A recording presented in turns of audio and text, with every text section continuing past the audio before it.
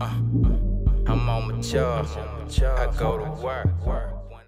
Hey, welcome to Nomadic and Nothing. And on today's episode is more of a freestyle. I'm calling it the Airbnb apocalypse, but it's really more of an attack on short-term rental, the short-term rental industry.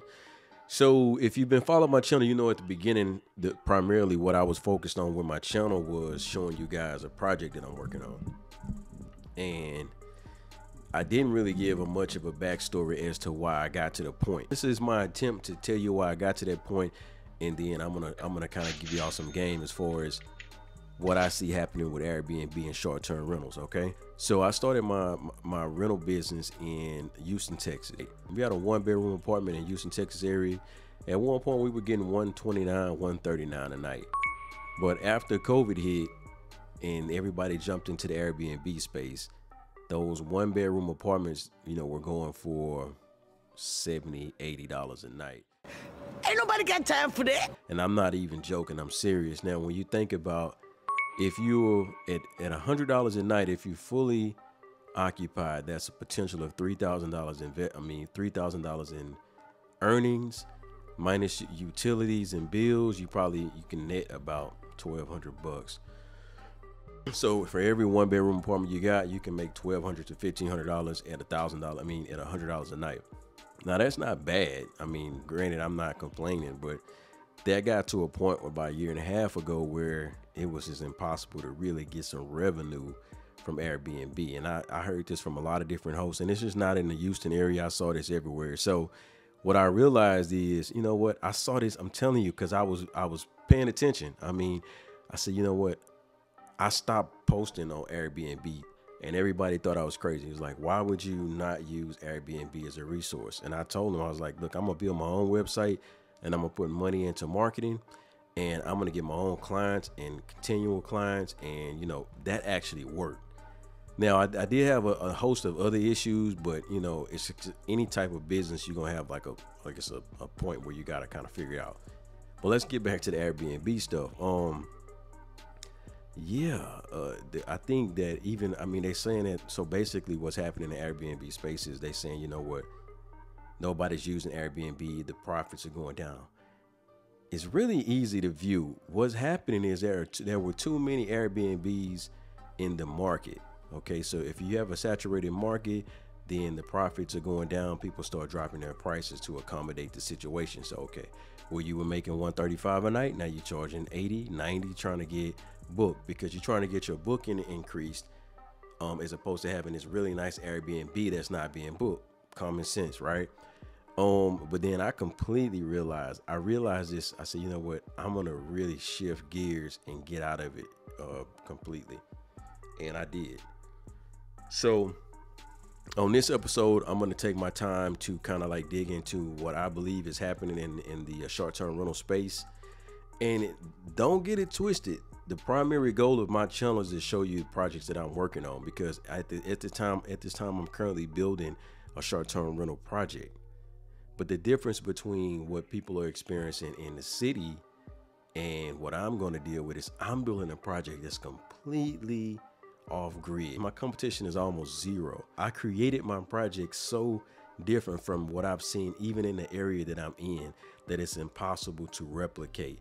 And it's more of an experience. And now the cool part about it is, even if you know me, even if you've been watching my channel for a while, you still don't know what I'm doing. And I did that on purpose, because it's not until it opens. I want to keep something to myself. And these are the things that I've learned over the years as a real estate investor, and as an engineer. Now let's look at it like this. Now, if you like me, you ain't quitting. I'm not a quitter. I don't run from stuff. I fight it. And so for the people that are looking to fight this situation, I'm going to give y'all some simple tips that I think that will keep your Airbnb successful. And it doesn't have to be Airbnb. We're going to say short-term rentals, because a lot of people still use other sites. VRBO is a great vacation rental site. You know what I mean?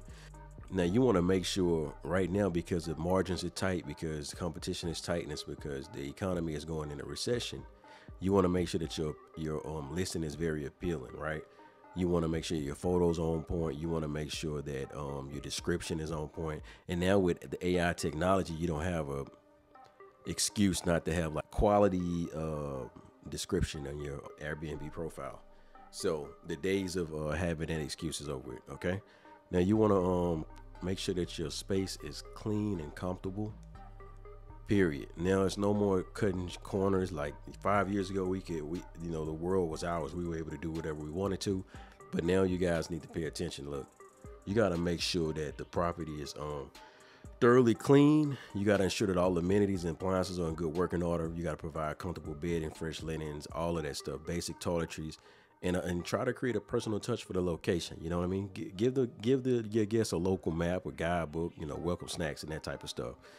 And so right now, again, because of the way the economy is, because of the way competition is, you want to make sure that your communication is second to none. You want to communicate effectively, okay?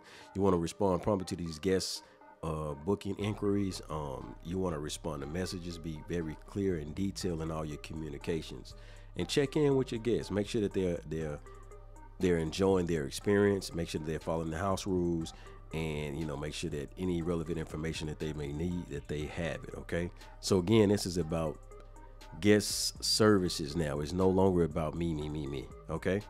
Now, you want to make sure that you establish very clear house rules, okay? Because just because the economy is tanking doesn't mean that people can trash your unit or that you don't have expectations. Now, you want to set those expectations high, and not just because of them, but because of the next person that books your unit will fall a victim to a unit that is not to where it should be, okay? So you want to set clear guidelines for your guests regarding noise levels, smoking, pets, and other important aspects of their stay.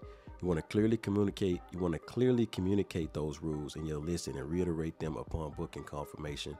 Again, this is about keeping a safe and clean environment for not only them, but the next booking, okay? You want to be firm and polite in enforcing your rules and ensure a positive experience for all your guests. Again, this is not necessarily about the guests, but it's about to set the next guest, okay? Now, here's the part where we don't want to hear this, and you know what I'm saying? I know a lot of my Airbnb hosts out here really don't want to hear this, but guys, y'all gonna have to enhance the guest experience. You're going to provide additional amenities, stronger Wi-Fi, streaming services, enhanced kitchen essentials. You want to offer recommendations for local attractions, restaurants, and activities. You want to have like a scrapbook. You know what I mean? You want to create a guest book, right? Yeah, that's better said. You want to create a guest book with useful information about the property and the surrounding area. That's no longer an option. It's a mandatory must-have, okay? You want to collect and respond to guest feedback. Make sure that you encourage the guests to leave reviews and feedback. And you can. I would do this. I would offer discounts, incentives for them to leave a review. But at the end of the day, it's more importantly, it's about you being able to make sure that you up on, you stay in the loop on any issues you may have with your unit. Because I think that's the biggest thing, right? You want to make sure that you catch any issues with your property. So here's the next part. You want to maintain a reliable and professional image. Adhere to all the Airbnb policies and guidelines. You want to be responsive and respectful in all interaction with guests. You want to keep your calendar up to date to avoid double bookings or confusion. This is key. Again, because of the economy, because of the competition, and because that people are like hurting for money is tight right now. There is no more room to play with guests. I think guests have become your boss. So if you do this for a living, the days of being able to be, moody, picky, whatever you want to call it, that's over.